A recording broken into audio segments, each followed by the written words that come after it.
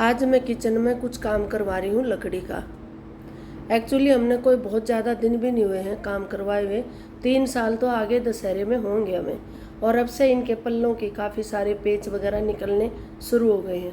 काम अपने सामने ही करवाना चाहिए, लेकिन हमने किसी को ठेका दिया था और हम उस टाइम दूर रहते थे तो आ भी नहीं पाते थे।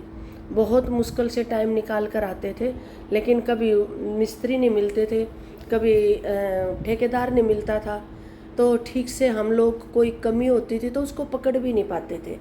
अब जब रहने लगे हैं, यूज करने लगे हैं, तब पता चलता है कि वाकई में हाँ भाई बहुत कमी छोड़ जाते हैं अगर अपने सामने काम ना करवाओ तो।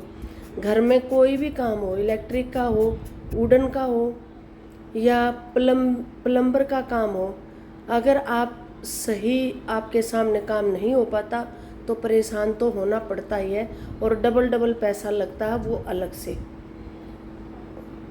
किचन का काम तो सबसे ज़्यादा ज़रूरी है। और ये मैं पल्ले खोलती थी तो धीरे धीरे लटक गए पल्ले, क्योंकि उसने पेच ये बता रहा है भैया कि इसने पेच जो उसने बहुत छोटे वाले लगा रखे हैं। बताओ, इतने इतने भी पैसे बचाने की कोशिश करते हैं। और अब ये मैं टेबल लाई थी एक पुरानी, हमारे ऑफिस की पुरानी टेबल रखी हुई थी। मुझे ओवन रखने के लिए और मिक्सी रखने के लिए एक स्पेस चाहिए था, क्योंकि ओवन मेरा स्लैब पे रखा हुआ था किचन की पे, जो कि अच्छा भी नहीं लगता था और स्पेस भी बहुत ख़राब कर रहा था। अब ये फट्टा लगवा रही हूँ लकड़ी का। इसमें जब पेंट होएगा तब प्रॉपर उठ के आएगी टेबल, लेकिन ये फट्टा इसलिए लगवा रही हूँ ताकि नीचे मिक्सी वगैरह और टोस्टर वगैरह सब मेरा इलेक्ट्रिक सामान एक साइड में आ जाए। तो ये भी आज मैंने लगे हाथों ये भी सेट करवा ही लिया।